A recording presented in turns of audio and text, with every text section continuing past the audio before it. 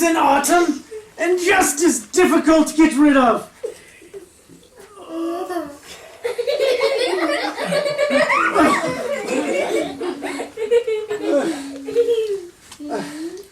On the 23rd, a mixture for my blood. On the 24th, for my heart. On the 26th, for my nerves. Ridiculous! Now, let's see.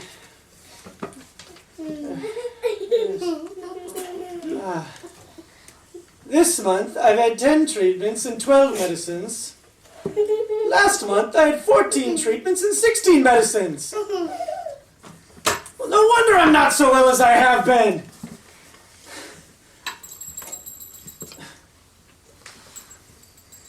Silly little bell. Doesn't make a sound. They only give it to me so they can't hear it. Not that they'd come if they did. I could be dying for all they know. I could easily die of rage.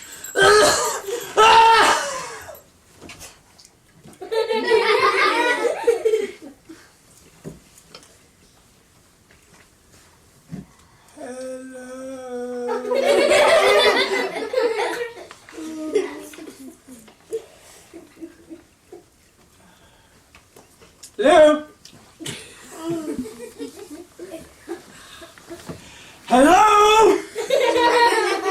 Hello? Come quick! I'm dying! Dying? Stop talking like an echo and come here!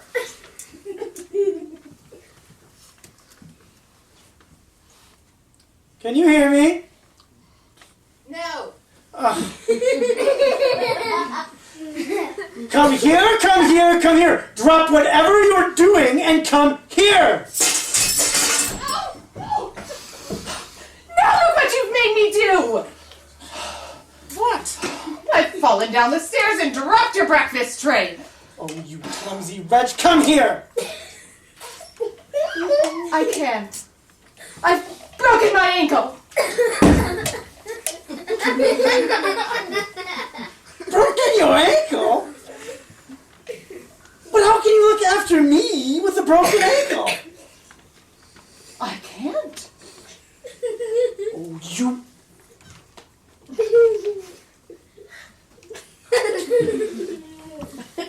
Wicked girl.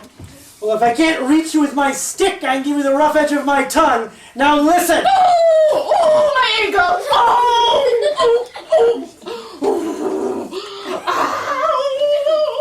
Stop it! Stop it, will you? Stop it! I can't hear myself speak! I think you've given me laryngitis. You've got laryngitis. I've broken my ankle. Now, if that isn't fair, what is? Don't argue. It makes my head ache! Clear these things away. I thought you'd broken your ankle. I've mended it. You couldn't! Oh, yes, I could. It's cured. Like your laryngitis. Ew, what a mess. What is it? Mind your business! Don't touch him! How can I clear him without touching him?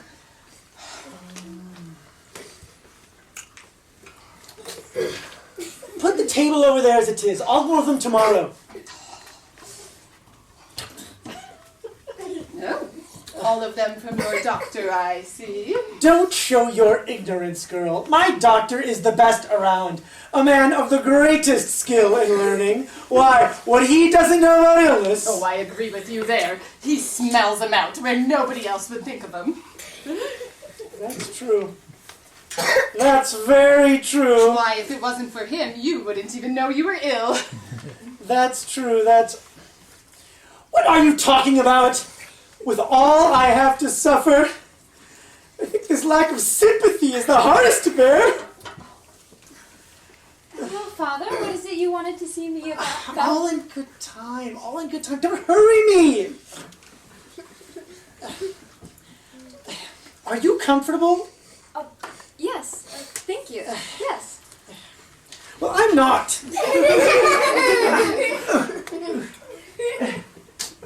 Back in a minute. He's an optimist. Oh, Rosie. What is it? Can't you guess? Guess what? Wait, what I want to say and talk about. Considering we've been talking about nothing else for the past week, I've got a fair idea. Oh, Rosie. He's so handsome, so wonderful to look at. Isn't he? Oh, yes, he is. And his manners. Such perfect manners. Oh, but they're exquisite. Aren't they? Oh, yes, they are. And passionate. Oh. Oh, if only you knew. Oh, go on, tell me. And with it all, so gentle and so self-controlled. In fact, nothing to tell. But I've had a letter from him. Christopher says he's going to ask my father for his consent so we can get married. Oh, my dear mistress, I'm so happy for you. How wonderful. And you've heard, your father has some special news for you. Of course, he just sent for me. Can it be that? What else? Darling dear Rosie, how does one live through minutes when one's whole life hangs in a balance? If Christopher has asked him... Oh, but of course he has. Well, what will my father say? Another moment of this suspense, and I shall die. No, you won't have to wait long. He's coming. And let's be nice to him. Yes, very, very nice. Darling father. Hey, what's all this about? How are you feeling now, sir? Weak. Very weak. What's left of me? Come and sit down. Let me help you. Lean on me. And me. Not so fast. What's all this hurry? That's right. Gently does it. Hold on to me. And me. Oh dear. Oh dear. I need a rest.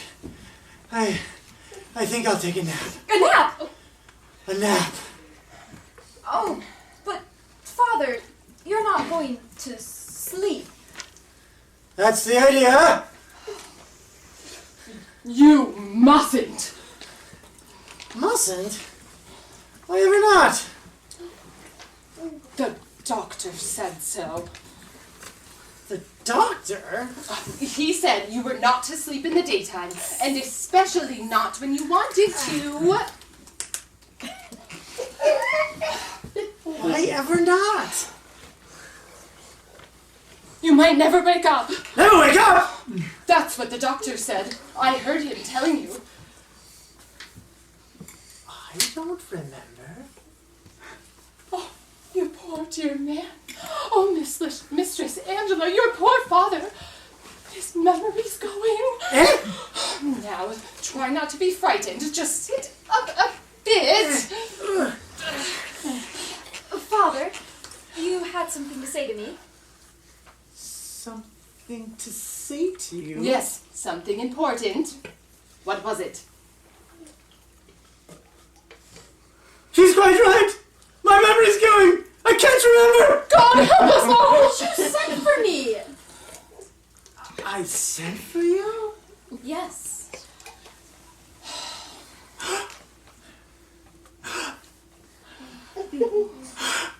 Yes, I've got it. Oh, father. Well? You have been asked for in marriage. Well, who'd have thought it? Your stepmother was against it, wanted to make you a nun. But I put my foot down, and to stop any unpleasantness, I've arranged to have you married as soon as possible. Oh, father. Well, you see, it's like this. Recently, and quite by chance, we met. I see no harm in that. I'm glad you like him. They say he's rather clever. I've never known a man half as clever. He seems to have made an impression on you. But for once, you're right. He must be clever to talk Latin and Greek. Latin and Greek. He never told me that. Well, still, you might have guessed. Guessed? Well, if he's just taken his doctor's degree, he must know Latin and Greek. Doctor's degree? Father, are you sure? Of course I am. But how do you know? Who told you? Dr. Gorski, my doctor. Dr. Gorski? Does Dr. Gorski know him? Don't be silly. What a ridiculous question. Not know his own son? Son? Christopher? Dr. Gorski's son? Christopher? Who's Christopher, if you please? Christopher. Never heard of him. I'm talking of the man you're going to marry. And so am I knew it! You're not talking of the same young man! Oh, yes, I am. Who? Who are you talking of? Why, young Dr. Thomas Gorski, son of the great and wonderful Dr. Gorski, my own personal physician. Oh, no. This is a very sensible marriage. I am a sick man. I need attention. Constant attention. That if you're not even ill! Me? Not ill? What is wrong with you? Wrong? Everything. I'm wrong from head to feet. Well, I don't know about your feet, but I agree with you about the head. There's something very wrong with that.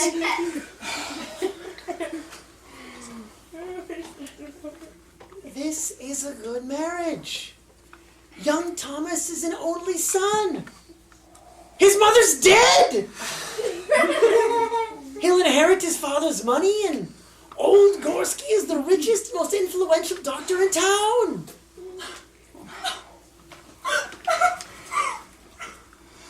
Now you can put this marriage right out of your head. And I'll tell you something more. If she obeys you, I'll disinherit her. Disinherit? What have you got to leave? Nothing! And she won't get a penny of it! Ah! Oh. Oh! What? Oh, husband. Sweetheart! My love. My dear! Pettykins. Oh, but what is it? What's the matter? It's her! Who? Rosie! Rosie? What's she been doing? Nothing! Nothing. She does everything I don't want and nothing that I do! Oh, that's bad. It's worse! She keeps telling me I'm not even ill! That's ridiculous. Of course you're ill. Oh, my dear, what should I do without you? But I tell you this, if she keeps telling me there's nothing the matter with me, it shall be the death of me! I'll speak to her.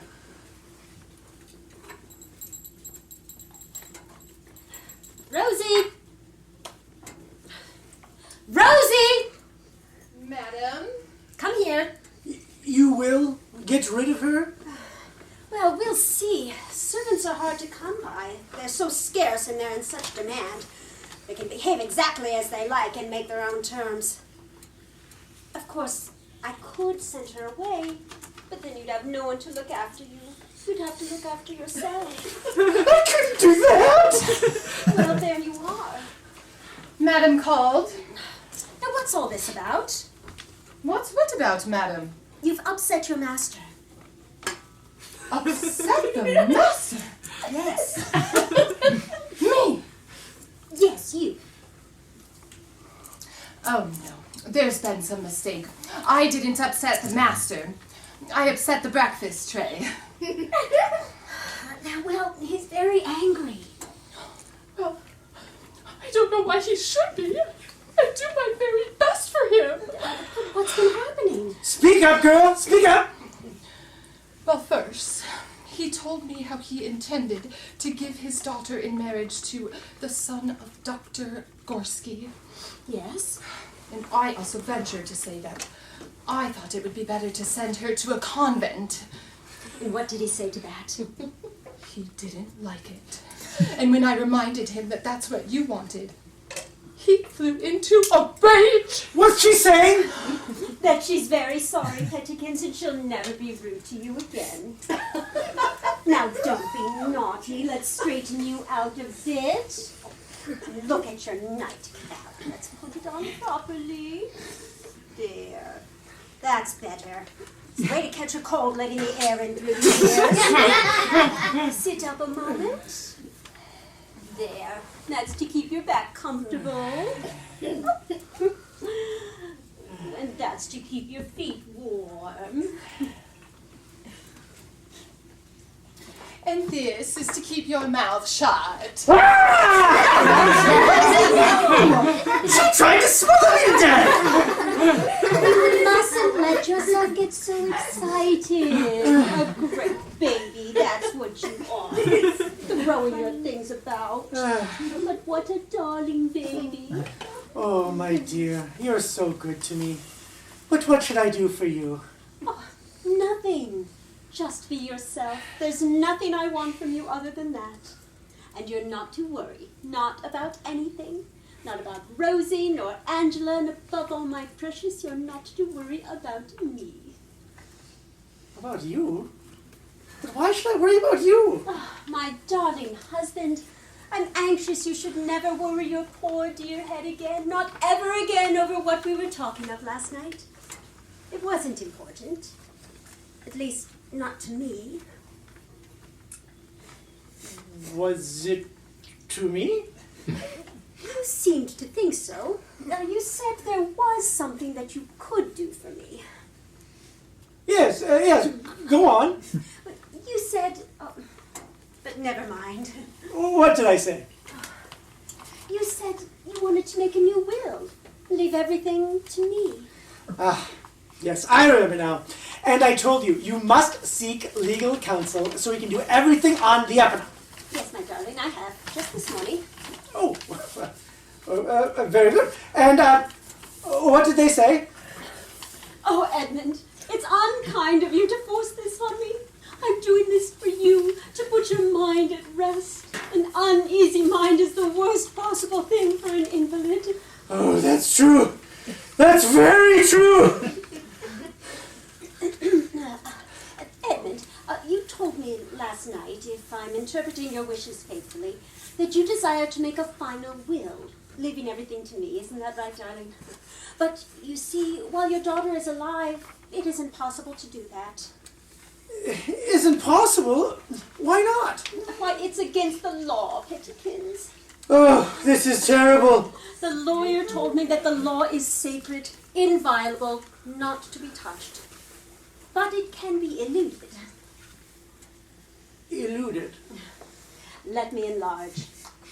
When we are confronted with the law's great edifice, majestic, immovable, there, rising in front of us across the very path that we may wish to travel, do we run our heads against it? By no means. First we bow to show our respect, then find our way round, over, or under it. Right as usual, sweetheart. Now, to my point. Since you are unable, as I have explained, to leave all your money to me on your decease, what of it? The lawyer says you can give it to me now. I have the paperwork right here.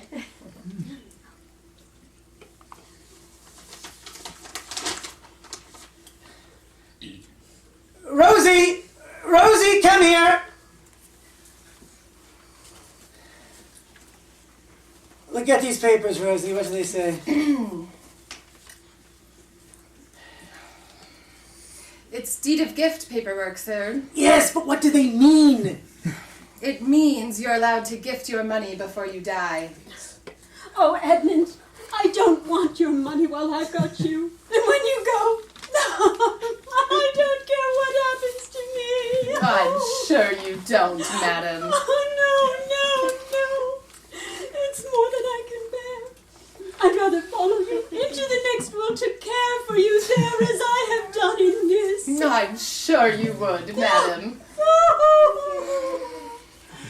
Have you ever heard anything like it? Never. Isn't it extraordinary the way she loves me?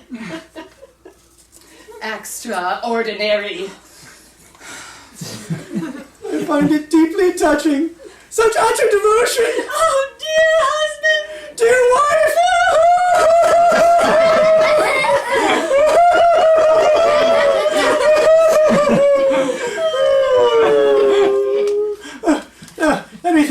Let me think. In the bedroom, under the bed, in a locked box. I have $20,000. Oh, I beg you, keep it. I'll not take it from you.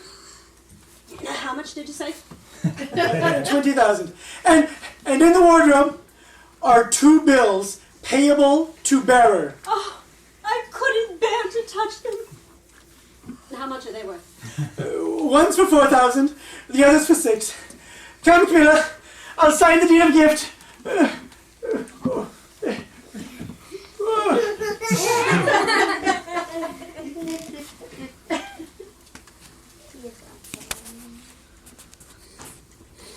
Where did they go? There and there, up to no good. They're both against you, you know. Your father's obstinate, and your stepmother's much worse. She's clever. And so are you. Clever enough to see we're in a hole. It's that stepmother of yours we've got to watch. I've changed my tactics. She's always trying to get me on her side. I pretended I was, and maybe she'll tell me things. Rosie, I've called Christopher and told him everything. You have? I'm sure he'll know what to do. He's clever too, you know. Right. I've got to get in there and see what's going on. Oh, these keyholes are useless. I can't see a thing. I don't know why they have them. Oh, what are we to do? I can't go in there unless they call me. Oh, why shouldn't I? Yes. You go in there, watch all they do, and listen to everything they say. Then come back and tell me. I'll wait here.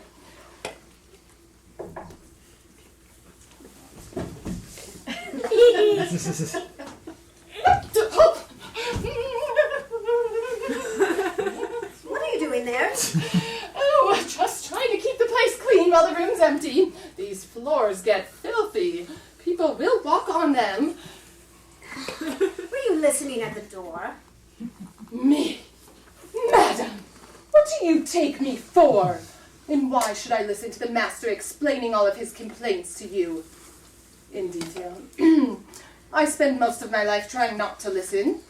Excuse me.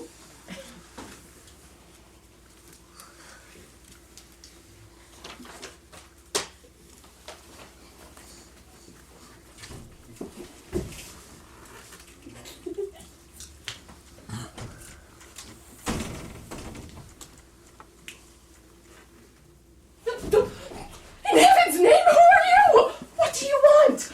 I'm Christopher, Angela's beloved. She told me I could trust you, Rosie.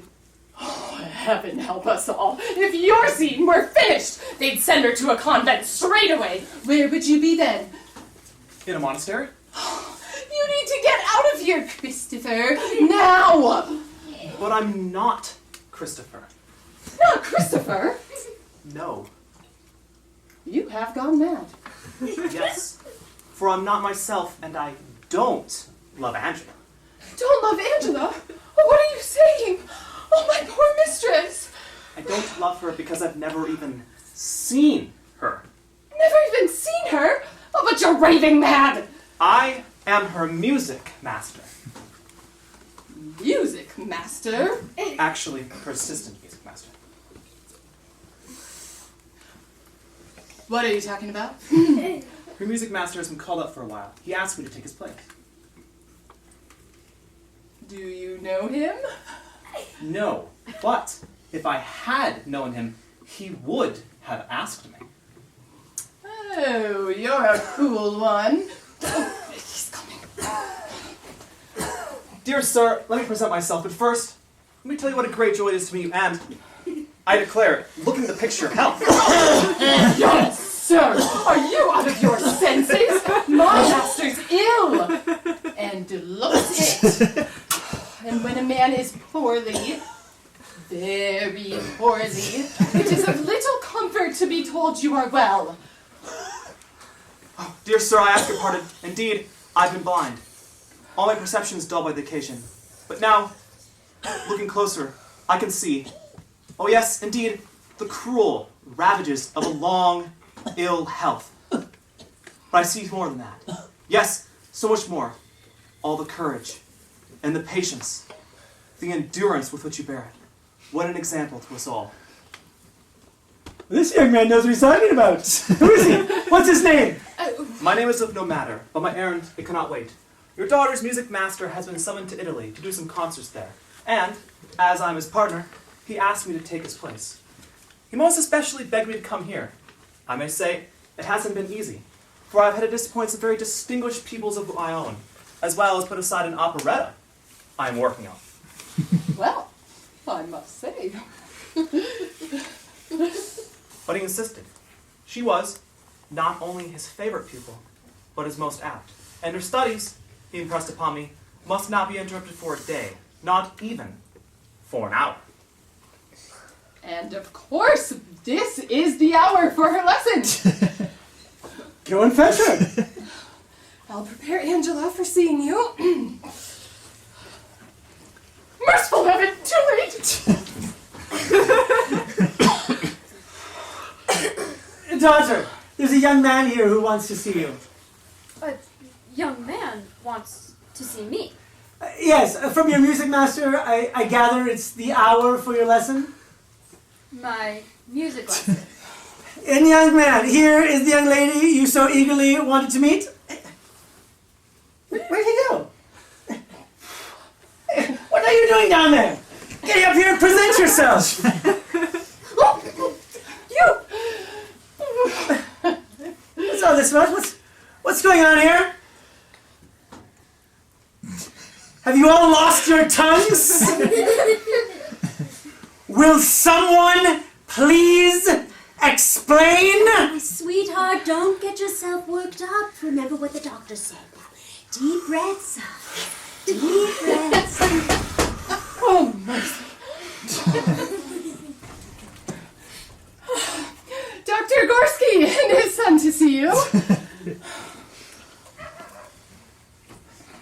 Dr. Gorski, my great and learned doctor. But such a pleasure to see you. I wanted to tell you. The two of us, my son and I. Yes. And my daughter. And myself. Come here in great delight. And with what great joy we welcome you. My turn now? Yes. Father, my new father, for that is the term that I shall know you from henceforth. But how much more you are to me than my real father. He begot me, but you chose me. I am the offspring of your mind. And as the mind is much greater than the body, so of my two fathers you must and always shall take the first place. Very good. My new mother. Are you blind? That's not my wife. That's my wife. Yes. My new mother. Pleasure, I'm sure. Now say your piece to your betrothed. How does it go again? Exquisite flower. Even as the exquisite flower. Yes. Dear gracious lady, even as the exquisite flower turns his face towards the sun, so am I drawn towards the two twins of loveliness, your eyes. Thank you very much. Don't interrupt. There's more. Grant me then, upon the altar of your radiance, to offer my heart, willingly, lovingly, and obediently, for the remainder of my earthly life and beyond, to be your husband. Well, it only shows Shows what? what an education does for a man. Yes, indeed. If his prescriptions are anything like his speeches, no illness would stand a chance. My dear and honored friend, I thank you.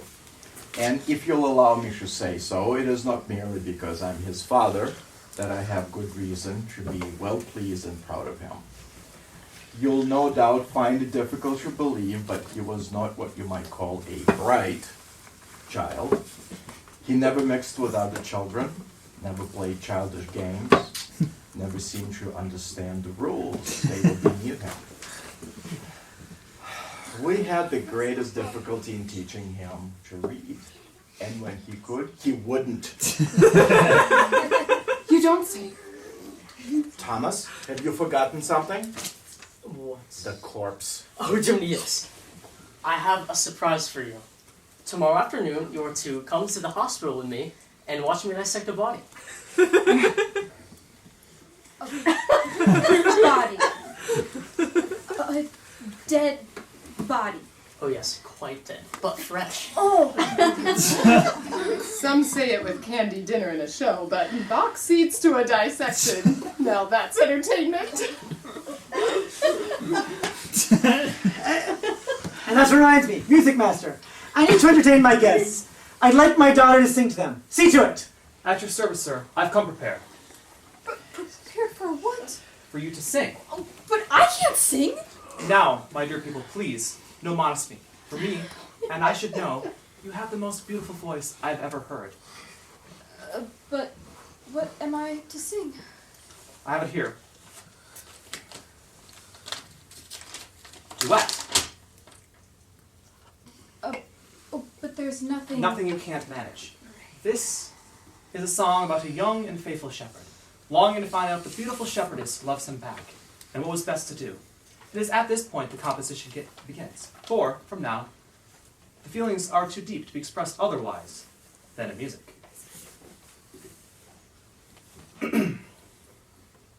Beautiful shepherdess, I adore you. Never shepherd was so true. Tell me, I implore you. If you love me, do you love me? Love me, dear, as I love you.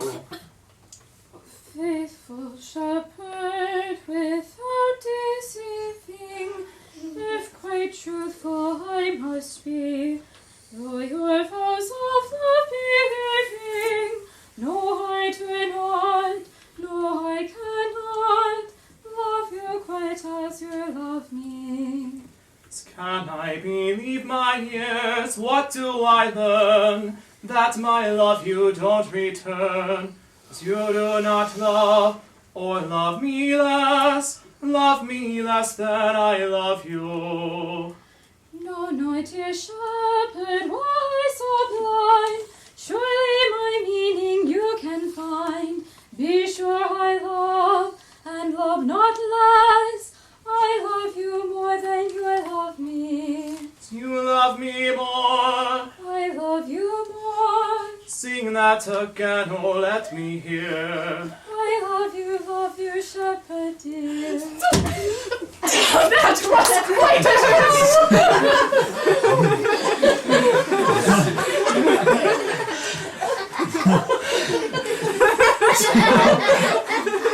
As the plot unfolds, and that they love each other, but she is betrothed to another. The shepherd, of course, wants to know what she intends to do, and we shall hear.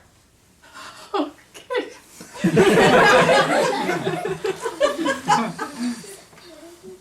Dear shepherd is sweet as May, though we love beyond all measure. If the father shows displeasure, dare our daughter disobey. I will answer him, he pray. Stupid God of love discovers ways of helping parted lovers. It is love I must obey. It is love she must obey. It is love she must obey.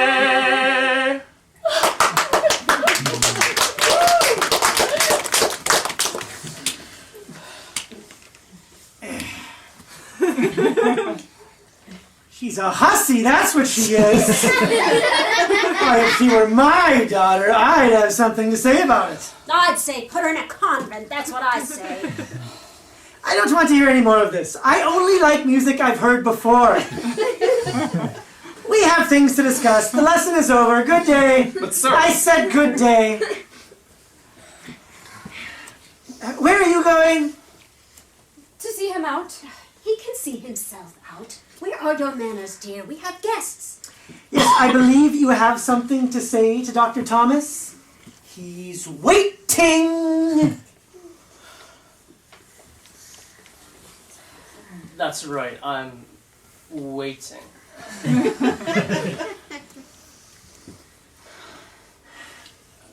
I beg you not to hurry this. Marriage is sacred, not to be forced. The ancients took their wives by force from their fathers' houses. The ancients were the ancients. But we, sir, live today. If we want marriage, we know how and what to do without being forced. This is hardly a sentiment to enhance my love. And if you love me, sir, you will accede to my wishes. Yes, madam, your wishes. As long as you do not interfere with mine. You can't reason with him, mistress. He's just out of the university. Corks and all. There'll be no arguing, Angela. Your refusal to obey your father makes me even more certain than I was before. A convent's the place for you. Easier for her to have you out of her way that way. What did you say? Oh, I was only saying, madam, that you have your reasons for wanting her in a convent. Reasons? You are such a simpleton, one can hardly bear with you. Get out of my sight, out of this room! With pleasure. Oh, and let me just say one more thing. If she takes the veil, then I take it too. Oh, the good Lord wouldn't even want you, Rosie! Where are you going? After Rosie. Stop here. I'm sorry that you should be present at these family bickerings, Doctor, but they mean nothing. That's as maybe, but this evening has not turned out as I expected. I trust you should have your family ready for the wedding ceremony tomorrow. Goodbye.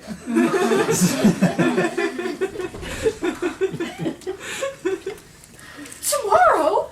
Now see what you've done? Dear husband, if you'd only take my advice. No, dear one, not yet. And you, Angela, are not to leave the house until the wedding ceremony. God of love discovers ways of helping parted lovers. It is love we must obey.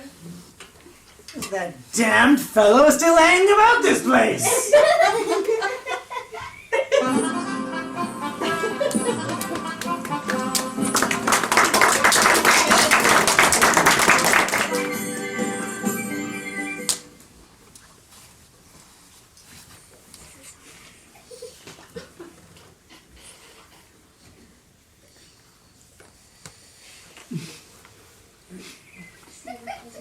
Normal?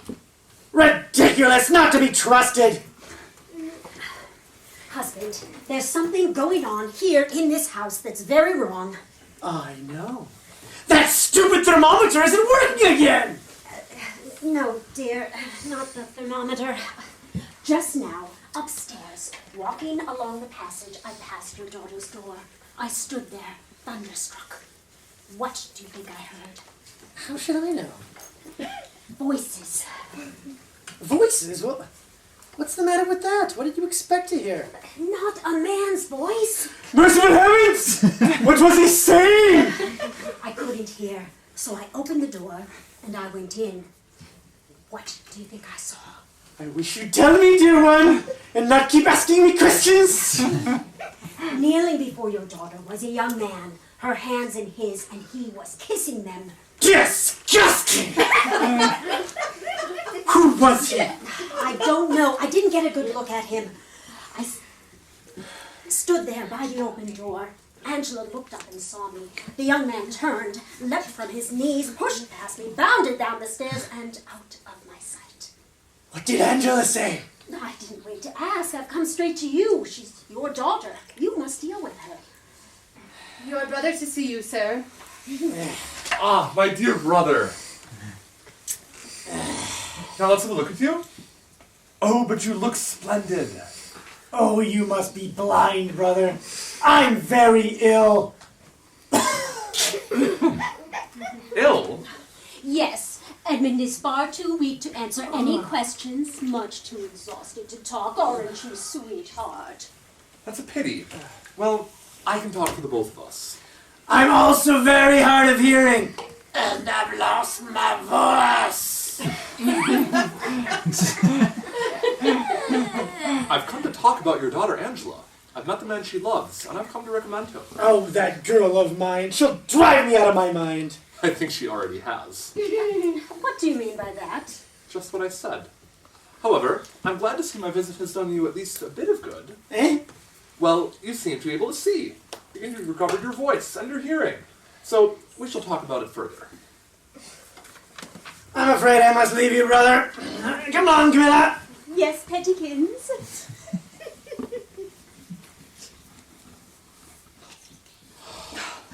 Oh, Walter, thank goodness you've come. You'll save my mistress, won't you? Save her? She is said to be married tomorrow to Dr. Gorski's dim-witted son. Tomorrow? And she's being kept a prisoner upstairs. Prisoner? If there were only some way of putting it off. Well, isn't there? The only thing that would divert your brother's mind is a new illness and a new treatment. Drastic and very urgent. Well, he shall have it, I'm sure. Easy enough to say. The doctor's on his side. He wouldn't help. Then get a new one. That's the only way. Can you get a hold of one? Well, I have a thought. What is it? Well, it's quite mad, but so am I. Walter, stay here and just do your very best to keep him in good temper. Leave the rest to me. Brother, let me give you a hand. Oh, no, I can help myself. Yes, I can see that now. You're not looking so well as I first thought you were. Huh. I'm very sorry. I should have been more sympathetic. Oh, but you're a dear fellow, and I am very fond of you. And surely two brothers can discuss family affairs quietly and reasonably without getting excited. I shan't get excited. Most certainly, nor shall I. Our conversation seems likely to be an unexciting one. But if you permit me ask you a few questions, perhaps you'd answer them. Why shouldn't I? Let me ask you this. Why, with all your money, are you marrying your daughter to a man she doesn't want? To get a son-in-law who's useful to me. Forgive me, dear brother, if I seem slow-witted, but explain yourself. He's a doctor. His father's a doctor. And in a case like mine, you need all the doctors you can get. Really, brother, you're impossible! Sacrificing your daughter to your ridiculous illnesses! You! The healthiest man I've ever known! Me? Healthy? Robust! I wish to God I had your constitution! Any other man with all your bleedings and purgings and heaven knows what else, emptying all those poisons into yourself, any other man would have been dead years ago! You're an arrogant idiot! You always were! And you're a... No. Heaven help me, I'll not lose my temper. Brother, each one of us, waking or sleeping, walking or sitting, is a living miracle. But, like all miracles, beyond our knowledge. Of how the miracle works, we know nothing. Bosh! Maybe in years to come, hundreds of years, we shall have more knowledge. And then perhaps doctors will be of use, although I doubt it. But now it's guesswork, and their guesses alter every month. They do more harm than good. Yet when men are ill, they call a doctor. That is a proof of man's gullibility, not of the doctor's skill. But doctors trust each other. And themselves. My dear good fellow, the great deceivers of this world begin by deceiving themselves. They have to, or they wouldn't be so good at it. Heavens alive, what's this? Dr. Gorski's latest treatment. Come now, Edmund. Yes, I'll be ready in a moment, dear. Brother, I'm afraid I must ask you to leave. But I have not said half of what I came here to say. Most unfortunate. Some other time. Some other time will be too late. What do you mean, too late? I came to talk about my niece's marriage, which now I gather is to take place tomorrow. Quite right. Tomorrow. So it's all settled. There's nothing to discuss. I see how it is. You're behaving so disgracefully. Can I believe my ears? I doubt it! You're hard of hearing! So let me repeat. You are behaving so disgracefully, with such utter selfishness, with such unnatural, unfatherly cruelty, that you dare not even talk about it! Dare not? That's what I said. It's not your hearing that you've lost, dear brother, but your conscience. Insufferable! You don't know what you're talking about! How can you say that when you won't even listen to me? Now, Pettykins, we really must get to this treatment. You're already 5 minutes late in taking it. Dr. Gorski won't continue to treat you if you don't abide by his instructions. Late? Miss Williams! That's the end! I'm done for! I'm dying! Yes. I'll wait for you in the bedroom, sweetheart. Do hurry along. Now, brother, Dr. Gorski's threats have as much a chance of killing you as his treatments have of curing you. Now's your chance to rid yourself of doctors, once and for all. No. I must have a doctor to look after me. Don't be ridiculous! I mean, no, what was I saying? I was forgetting. Of course you must have a doctor. What? Am I looking ill? Terrible! You must have some new doctor who must find some new drastic remedies for you and not waste a moment of time. There's a doctor come to see you. What? Who? He wouldn't say, but he was very urgent. He said he must see you. He's come from abroad only to visit you. Very strange. Well, it's stranger than that. I opened the door to him, and there he stood. And if I didn't know my mother didn't have two of us at once, I could have sworn he was my twin. Your twin? About my age, same height, and as I stand here, the spitting image of me. Well, as he's a doctor, he seems to answer to your prayer. You better see him. Ask him to come up.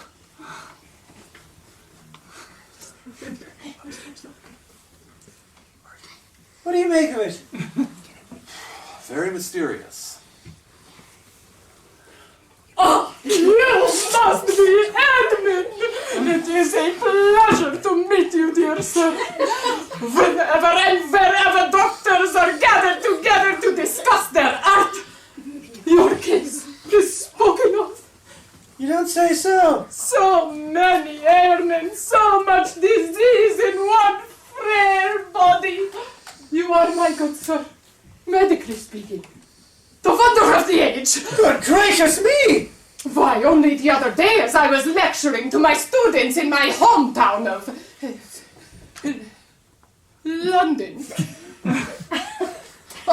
I spent 3 hours on you. I know you inside and out from head to foot. This is very surprising. May I ask your name? No, that I am afraid I cannot tell you, for I too am not unknown. My fame, like yours, is international. I have indeed cured every known disease, as well as several others. Why, if it were known that I was here, I would be besieged by every doctor in the land seeking my advice. But I have come only for a few short hours, quite incognito, only to visit you. I'm sure I'm quite honored. Extraordinary. Most extraordinary. May I ask, what is extraordinary? Your likeness to my maid. Oh, indeed! You don't say so! Yes, she herself mentioned something about it when she let me in. Yes, I can see what you mean. There is some slight resemblance. Slight? This isn't a resemblance. It's the same face. Young doctor, if that's who you really are, will you do me a favor? I am at your service, sir. Come nearer. I can see you quite well from here, sir. But I can't see you.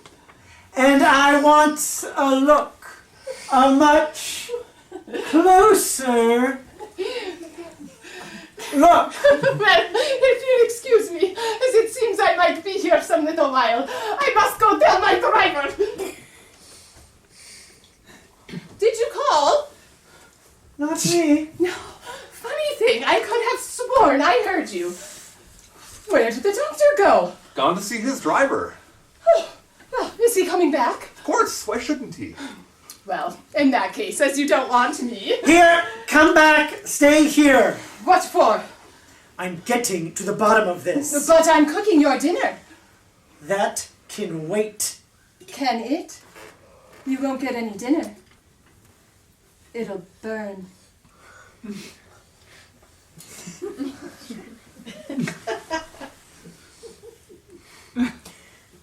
Let it burn!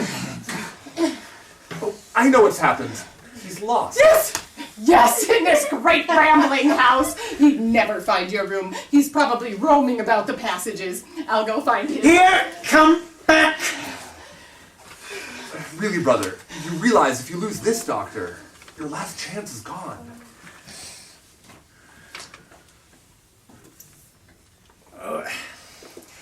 Well, I'll not let you leave this room unless you swear to me that when you find him, you'll come back with him. Oh, yes. I'll swear to that. Oh, thank you. I am relieved to see you. I came to find you, sir. I thought you might be lost. Indeed I was. The very sight of you. So many passages. I thought I should never be seen again.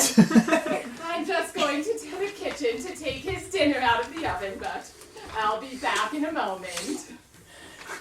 What a charming maid you have! And so pretty, too. You are very fortunate. Where's Rosie? Why hasn't she come back yet? Do you have headaches? Yes, very often. Stomach pain? Oh, nearly all the time. Exactly as I foresaw. It's no good. Brother, what's no good? I'm being made a fool of. Oh, really?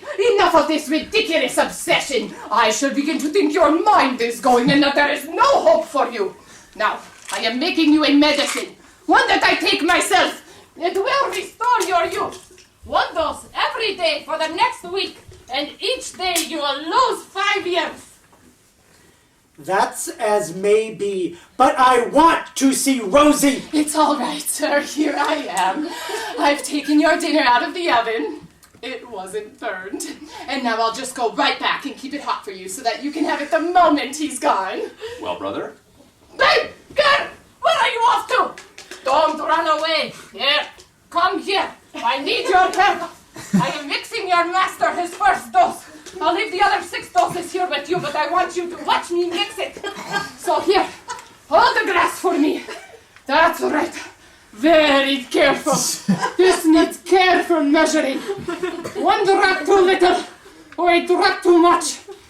A matter of life and death.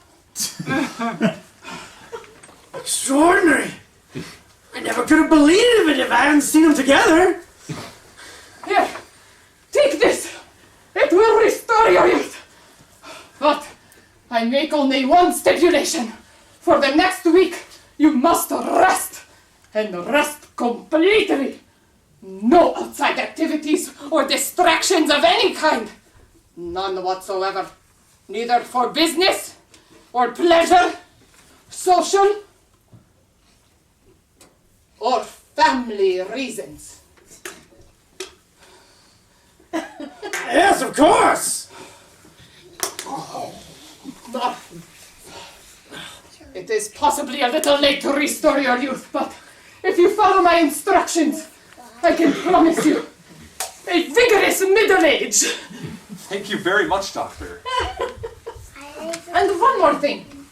Who is your doctor? Dr. Gorski. Gorski! He's the worst doctor around! And he's a murderer. And his son's a half-wit. My last word to you is a solemn warning. Have nothing to do with them, either as doctors or people. They'd be a menace to your health and happiness. Goodbye.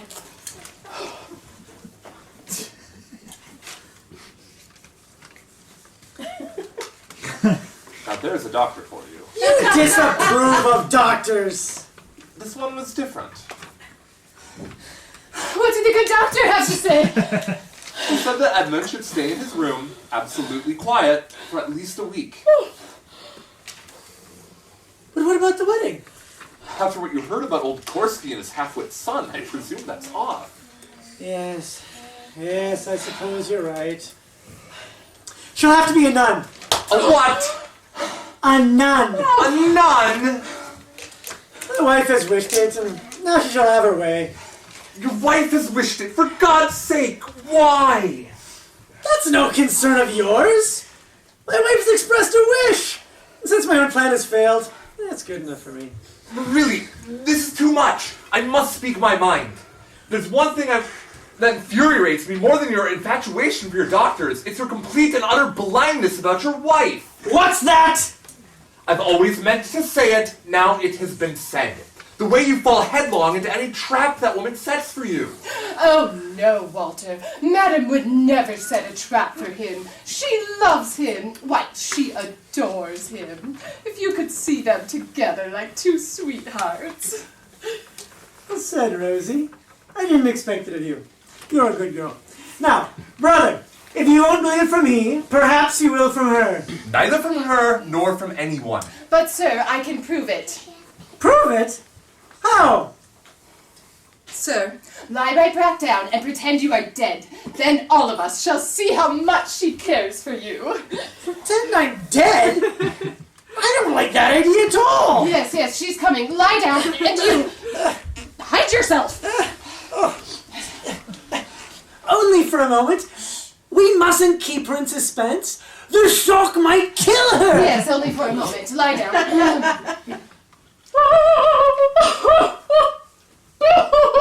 Rosie? Rosie? Oh, madam. What is it? Why is Hector whining? Oh, madam, a dreadful thing has happened. Dreadful? What? Oh, the master. The poor master. What about him? I can't bear to tell you.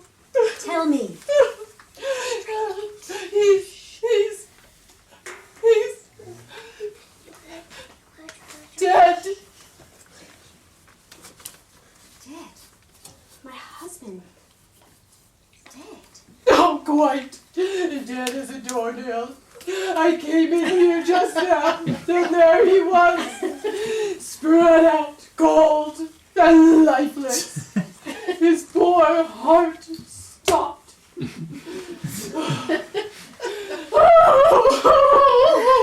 Really, Rosie, I don't see what you've got to make such a fuss about. Oh, madam, I can't help crying. Don't be ridiculous. Now that the old fool can't hear us, at least we can be honest. It's a good ratings.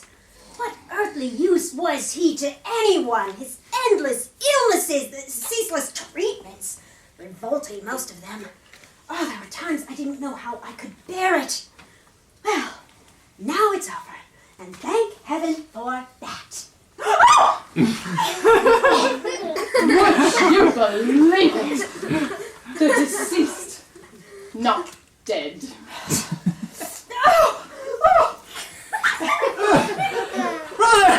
Brother! Now I really do wish I were dead. The one person in the world I was quite sure loved me.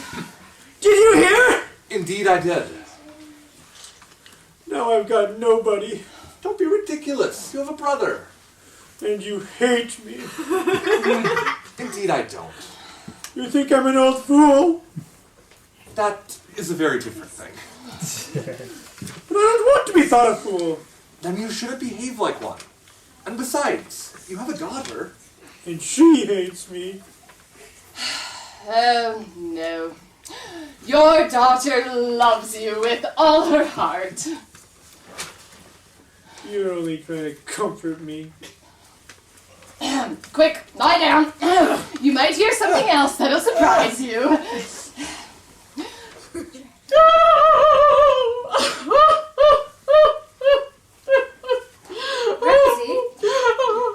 Rosie, whatever is it? Oh, my dear mistress, such a disaster. Disaster? Oh, your poor father, your poor dear loving father. My what? Your poor dear loving father. That's what I said. And well, you know it's true. What's the matter with him? He's dead. Dead? I can't just now, and there he was, cold and lifeless. His poor heart stopped.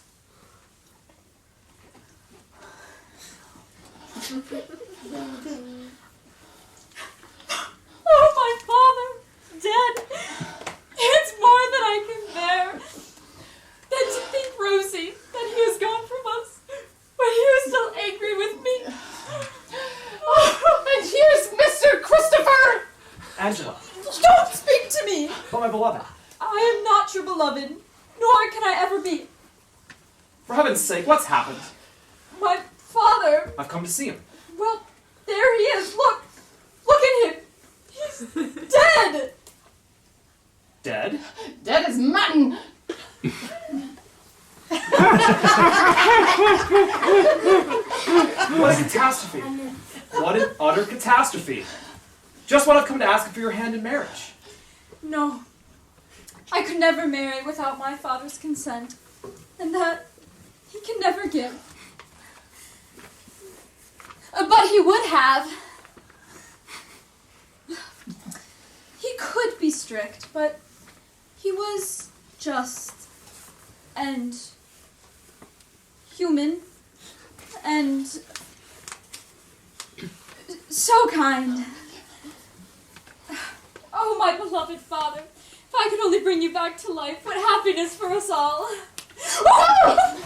Oh, Mistress Angela, you must be some kind of saint. You've worked a miracle.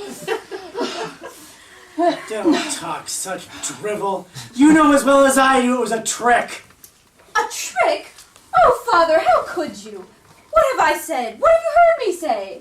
Well, it was a surprise. I don't mind telling you. But after hearing your wife, you'll hardly wish to follow her instructions. And after hearing your daughter, I can't believe you'd deny her anything. Sir, I ask your daughter's hand. Oh, you can't say no, sir. Can't I? You don't know what I can say. I've been dead twice in the last few minutes, and the two biggest surprises in all my life. I hardly know what I'm saying myself. So you want to marry my daughter? Yes. Yes, I do. But she can't marry a music master. But I'm not a music master. But you said you were. Oh, yes. So I did. But why? It was a trick. A trick outrageous!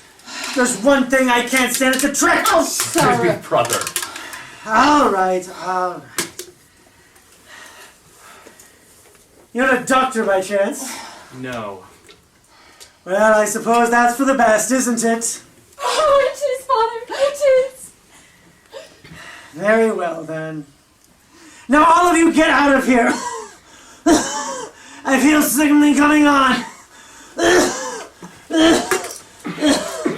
And my new doctor has told me I need to get plenty of rest.